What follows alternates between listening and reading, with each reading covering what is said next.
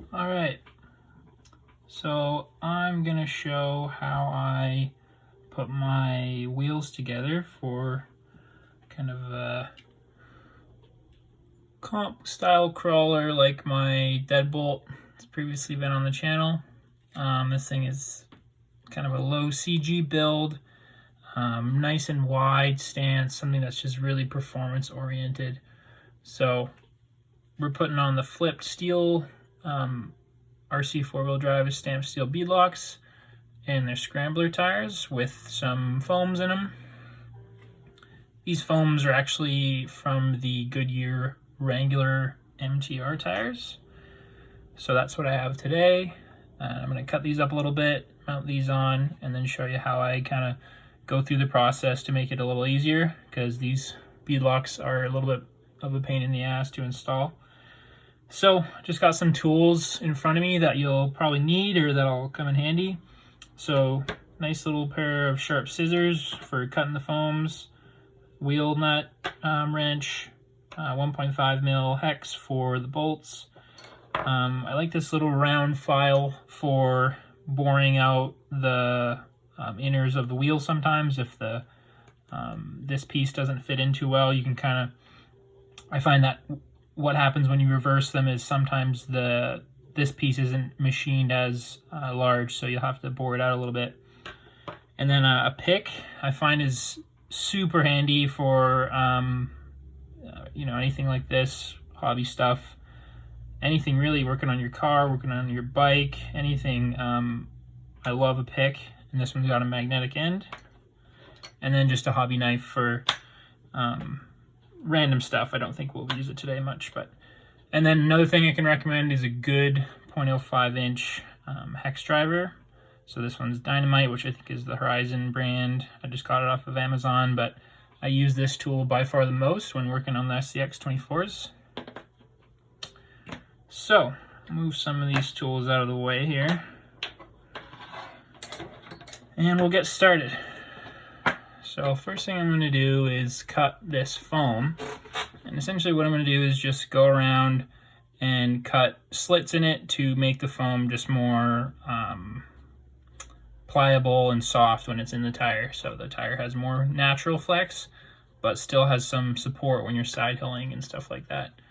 So you don't want to go the whole way, so I'm kind of just going halfway in, and you'll see how that slit's made. Halfway in, you know, maybe 10 mils gap between each slit. The more slits you make, the more supple it'll be. And just go around doing that. Try to avoid cutting all the way through.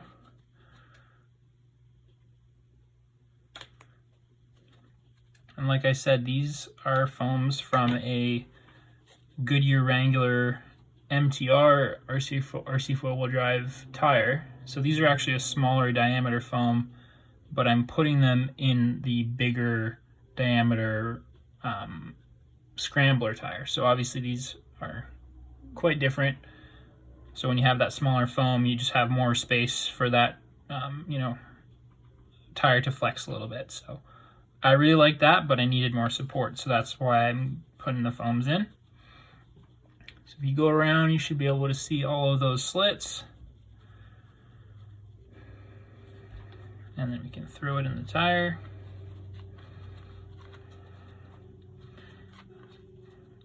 Should probably be careful here, but I'm kind of just going for it. Make sure that's all the way in. And then one thing I like to do after we get this in, make sure that the tire is fully free of that inner ring. Sitting in there nicely, and you can see there's a good amount of squish, but then it gets a little firm. So that's nice.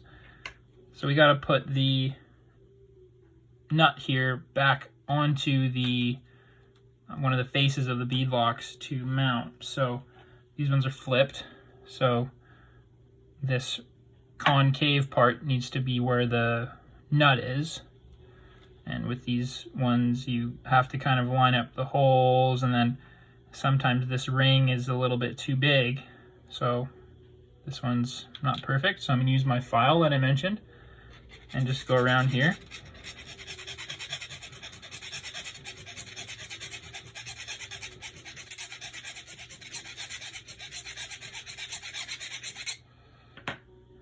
And then I'm also gonna grab my pick and kind of hold this up here. And what I want to do is essentially get this nut to stay on this side of the beadlock while we're assembling the wheel. So I've got a hole through the face of the beadlock and through the hex nut, and that should make things more flush and able to put in there. And then as you can see, if you can see light through all those holes, you're good. So I really like the pick method and boring out a little bit of that face. And now that nut is in there securely. We don't have to worry about holding it while we're mounting the tire. And then I'll do a right side. So the outer, this bigger lip is gonna be on the outside. These scramblers are directional, so make sure you're going the right way. And if you put the one face in, I find most of the time that with, if you're using an RC four-wheel drive wheel and a tire, they line up pretty well. So just make sure you have good coverage, or that bead is sitting nice in there. And then the other side, you'll make sure that it's nice and flat. And then this is where things usually get a little tough. So one thing I like to keep in mind is that these wheels have 2 dots that are in the middle of these little triangles. So I could mount it 2 different ways by using those 2 holes and line on this face and lining those 2 holes up with this face. So I usually try and do that and hold them horizontal. So these 2 right here. And then before I flip this over, take note of where the horizontal ones are there. Try and line them up. And then I'm going to use my pick again just to make sure I've got it going essentially fully through there, and I'll be able to see it on this end. You might be able to see the pick stirring around, so that make sure everything's lined up. Make sure this face is also seated and the tire's seated. And grab our hex driver and a nut and get the first nut going. If I can do this, kind of have to need another hand for this part, but once you get it on there, make sure you're applying some pressure to both the faces, and you should get that first one in pretty easy. And then just go around and verify that your tire is still seated on the rim.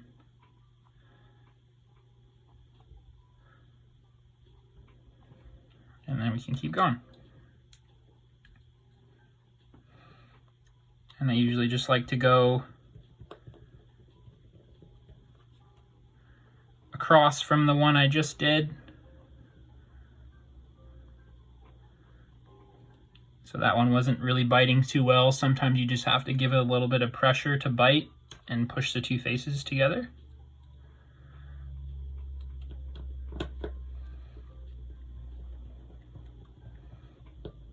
And I usually like to leave these not tight, but just get them in there till they're almost snug.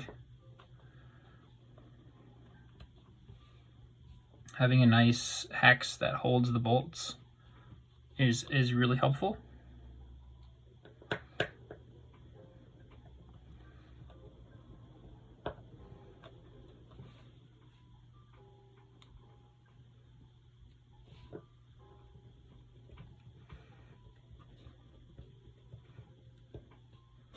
And then I'll just go around in a star pattern, tighten everything up.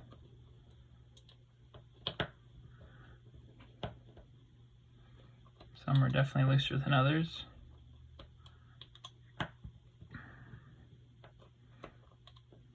Probably not following a star pattern very perfectly, but you get the idea. Just do them up.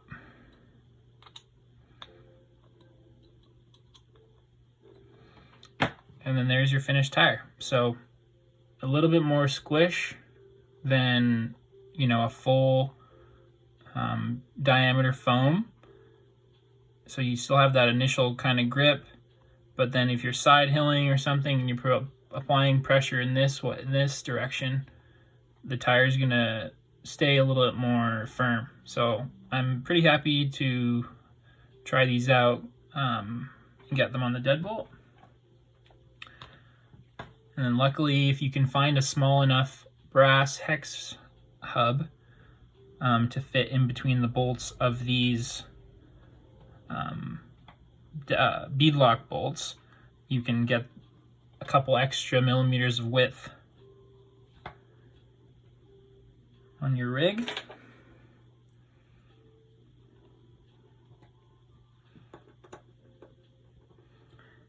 So I know some people do vent these tires, or sorry, vent these wheels, which isn't something I chose to do today. I thought I'd just give it a shot, and we'll see how it goes. So that's the setup right there, and you'll just want to make sure, you know, that everything looks good. All the bead is seated all the way around, and you're set. So while I've got you, I'll do a little rundown on just some things I've changed on the Deadbolt since the last video. So I printed out these new rock sliders, adjusted the back half there to clear the bolt for the battery tray instead of just cutting it off. So I designed that in, designed in some new supports, these little pieces here just to make the thing more rigid. And then I put these little tabs actually, because now the way that my body mounts, and then I actually took the ESC out of the tray entirely and just zip tied it on there, and that keeps it really, really low.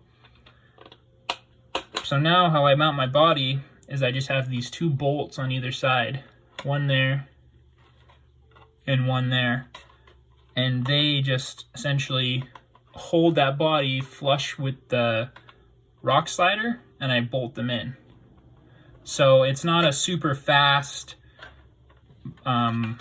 way to take your body off. It's very takes a couple minutes because you just got to undo two bolts. It's not like a clip or something that's super quick, but it is extremely stiff, and I really like the look of it, and it really keeps your body, the body low, and also flush with the rock sliders, which is great for me because I'm no longer getting them caught in things.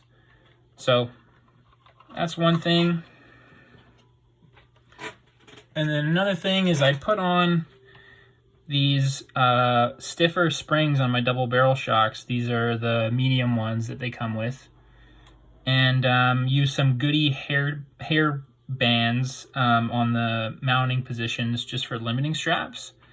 And so instead of having that previous shock mod where I was just using a smaller bolt to reduce the travel of these shocks, I can get really good flex, but these goody bands are preventing these double barrels from, you know, shooting the whole chassis up when you climb a hill. So I found them really, really great.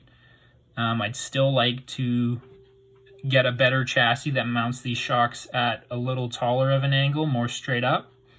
But for now, this is working really well, and I'm excited to get this last wheel on and get this thing crawling, because with that extra width, it's going to be really, really nice. I might lose a little bit of my steering angle, but hey, whatever. So yeah, that's all. Thought I'd give you guys a little video. If you're wondering about anything else, leave it in the comments. I'm always answering those. And thanks for watching.